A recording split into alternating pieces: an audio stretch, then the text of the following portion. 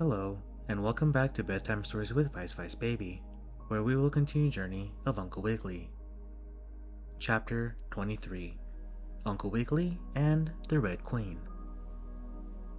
Once upon a time, when Uncle Wiggily Longears, the rabbit gentleman, was out walking in the woods, he stopped beside a little hole in the ground near a pile of oak tree leaves, and, listening, when the wind stopped blowing, he heard a little voice saying, "Oh, but where can she be?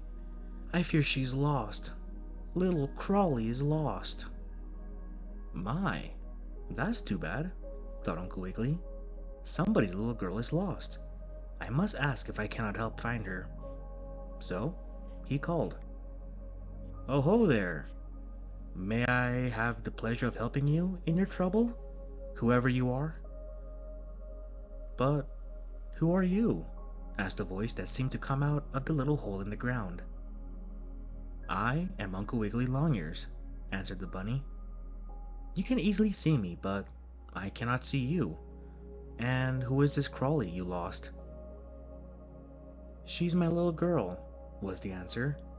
And up the hole in the ground came crawling a red ant lady who was crying teardrops about as large as that part of a pinpoint which you can't see but can only feel.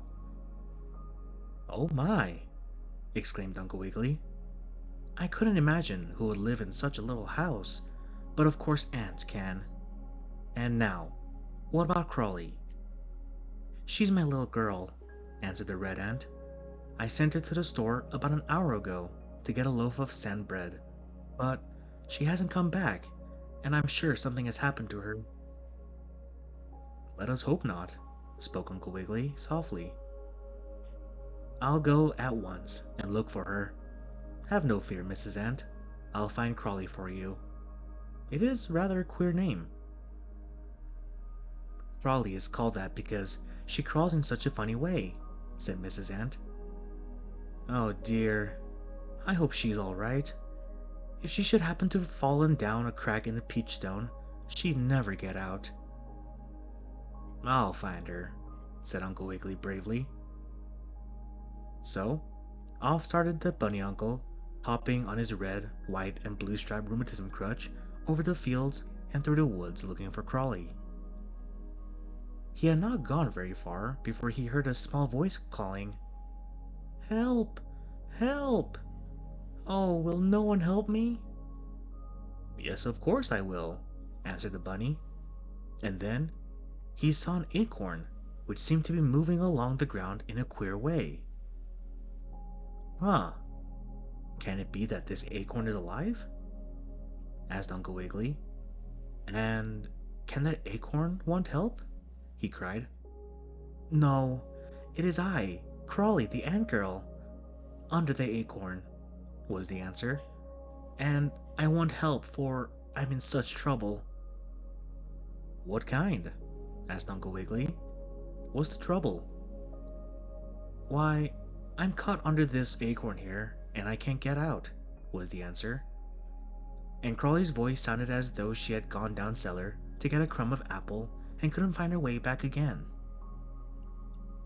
"I went under the acorn shell, which is empty," said the little ant girl. "And though it was nicely propped up on one side when I crawled in, it was blown over by the wind, and I was held beneath it. Oh dear, I can't get out and go to the store for the loaf of sand bread." "Oh yes you can," cried jolly Uncle Wiggily. "I'll lift the acorn shell off you and let you out." So he did, easily picking up the empty oak tree acorn from where it was covering Crawly, and then the little ant girl, who was red, just like her mother, would walk about. "Oh, thank you, Uncle Wiggily," she said. "If ever we ants can do a favor, we will." "Oh, pray do not mention it," spoke Uncle Wiggily, modest-like and shy. Then Polly hurried on to the sandbread store, and the bunny hopped along over the fields and through the woods. He had not gone very far before he met a poor old Junebug gentleman, and the Junebug seemed very sad and unhappy. "What's the matter?" asked Uncle Wiggily. Lots, was the answer.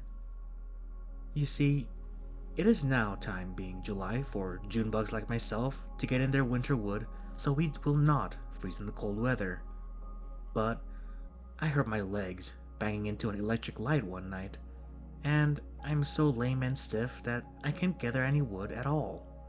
I shall freeze. I know I shall. And the Junebug gentleman was more sad than ever. Oh, cheer up, cried Uncle Wiggily. There is plenty of wood under these trees. I'll help you gather it. There is no need to do that, said another voice. And looking up, Uncle Wiggily and the Junebug saw, sitting on a green mossy log, a red queen wearing a golden crown. Oh, exclaimed Uncle Wiggily in surprise. You are...